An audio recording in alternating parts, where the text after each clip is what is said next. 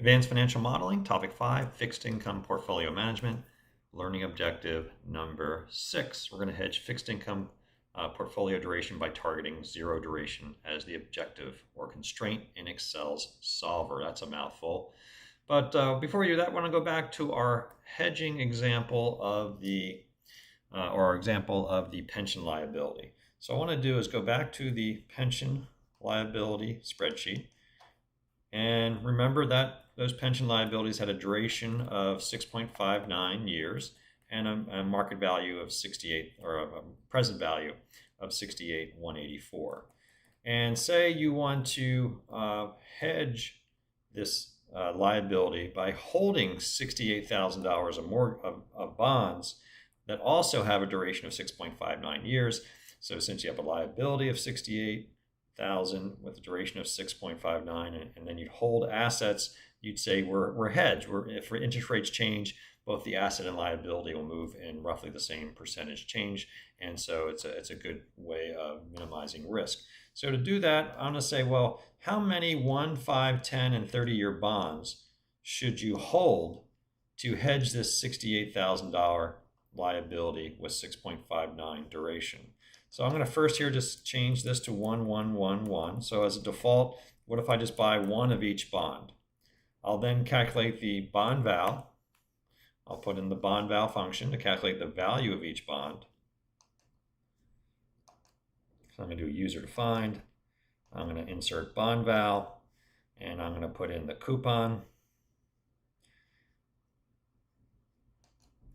comma, I'm going to tab it, put in the par, put in the maturity, put in the frequency, put in the discount rate, and hit OK. So that 1-year bond should be selling at $9.98, and I can copy that down. So there is the market value of all the instruments. The extended value, I'll just take the total value times the quantity. Make sure you do that. So here's my total value of those bonds, and then I'll sum that up. So the total value of buying one of each of those bonds is $3,900. I'll also calculate the income from, if I buy these bonds, how much income will I generate? Well, I'll buy one bond times the par times the annual coupon rate. So that one bond will give me $25 a year in income. I'll copy that down and sum that across. So again, if I bought one of each of the bonds, it would be $3,900 and $160 of income. Now, what is the duration and convexity of these instruments? Well, I can use the convexity or duration function I gave you.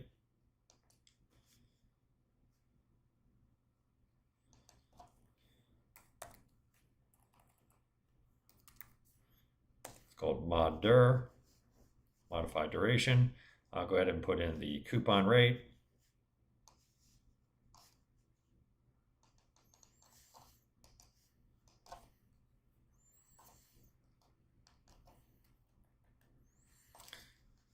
The par, the maturity 1 year, the frequency 2 times the discount rate 2.63. So that's my, whoops, check on that again. Coupon rate 2.5, par of 1,000, maturity 1 year, frequency of 2, my discount rate. Oh, there it is, 0.98. I'll copy that down. And then I'll calculate the convexity of these instruments. I'm going to do a little trick here. I know that mod dur and convexity have exactly the same parameters, so I'm going to put a single quote in front of that, copy it, take out the single quote in both cases, and change this function to convexity.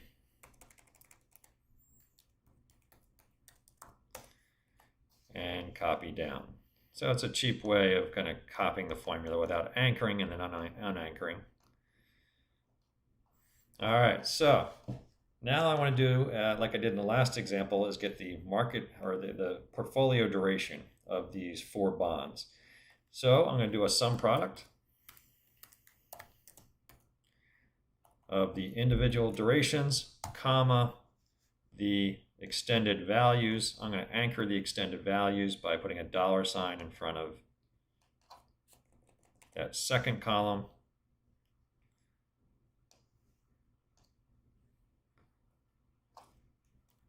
So the duration of that portfolio of bonds, I also need to divide by the total to get a weighted average. So 6.98. So again, to get the weighted average, I'm going to take the sum product of the durations and the values, but I also need to divide that by the total value to get the weighted average. I'll copy that formula, but I need to change the formula so that it's a sum product of the convexities, the total values, and the total value at the bottom here is the final denominator. And there we go. So this portfolio of 1, 5, 10, or 1 year, 5 year, 10 year, and 30-year bond has a market value of $4,000 almost, income of $160, duration of 6.98 years, and convexity of 104 units. So if I want to figure out how many 1s, 5s, 10s, and 30s do I buy to hedge this portfolio, what I can do is use Solver. So what I'm going to do is do the following. I'm going to use Solver, and I want to set the duration of these bonds I want to buy equal to the duration of my pensions, 6.59 years, by changing the quantities of the bonds I'm going to buy. And I'm going to set a constraint that the total value of the bonds had to be $68,184. So I have the same market value. So let's go into here, Data, Solver. I want to set my portfolio duration of the bonds I'm going to buy to a value of 6.59 years by changing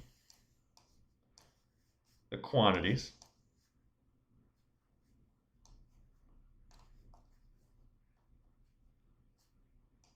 in this case. I want to make sure I only buy bonds. I'm going to leave this box checked. There's no negative weights, no negative quantities. And I want to add a constraint that the total value of the bonds, this $39.90, is equal to the value of the pension liabilities. So there's my solver. Set the duration of this new portfolio I'm going to buy to 6.59 by changing the quantities. The quantities have to be positive. And I want the value of these bonds I'm going to buy to equal 68,000. I'm going to hit solve. Solver found a solution. And there we go. I just need to buy a 22 1 years, 16 2 years, 5 years, 11 10-year bonds, and 18 30-year bonds. That will give me a duration of 659 and a market value of $68,000. And by the way, I'll generate income of $26.50. So that's one way of solving this problem of how do I make sure my pension liabilities are solvent. I hold bonds equal to the same value, and to minimize risk, I might want to set the duration of that portfolio equal to the duration of the pensions. A couple other things we could do with this. That's one way of solving this. Another way to do that is, well, what if we want to maximize income, right? Corporations want to maximize income. So what if we maximize income and then just add the fact that the durations are equal as a constraint? And maybe we can do a little bit better. So what I'm going to do is go back to my solver. I want to say I want to maximize income and then add a constraint that this duration is equal to 6.59. So now I'm maximizing income, but a constraint that the duration is equal to 659. And what you see is you get a little bit more income. So why not? Has the same value, same duration, but I pick up a little bit more income than last time. And here's a third way to solve this. What if you want to maximize convexity and have a constraint that the duration is equal to the 6.59? Let's do it and then we'll talk about it. So back to solver, data, solver. I want to maximize convexity.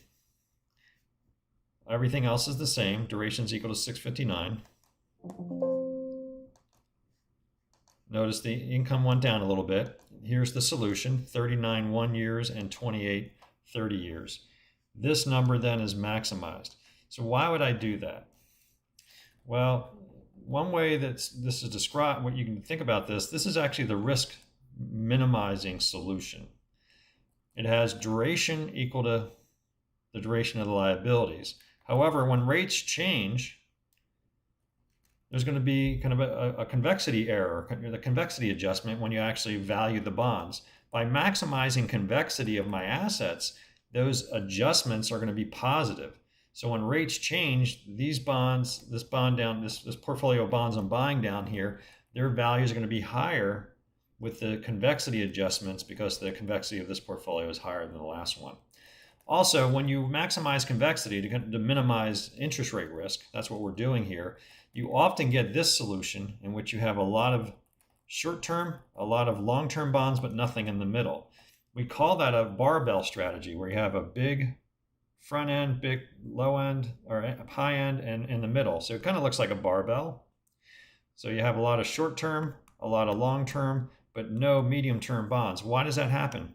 Well, convexities increase at an increasing rate. So the convexity of a 1 year note is over here. The convexity is 1, but the convexity of a 30-year note is 300. So it's increasing at an increasing rate. So one way of maximizing convexity is buy as much as you can with these, but you buy as many 30 years as you can to get the convexity, but you have to buy the short end to reduce the durations back to 6.59. So when maximizing convexity to reduce risk, you wind up with these barbell strategies with a lot of front end or short-term notes and a lot of long-term notes, but nothing in the middle. So that is hedging those liabilities using duration matching and also convexity optimization.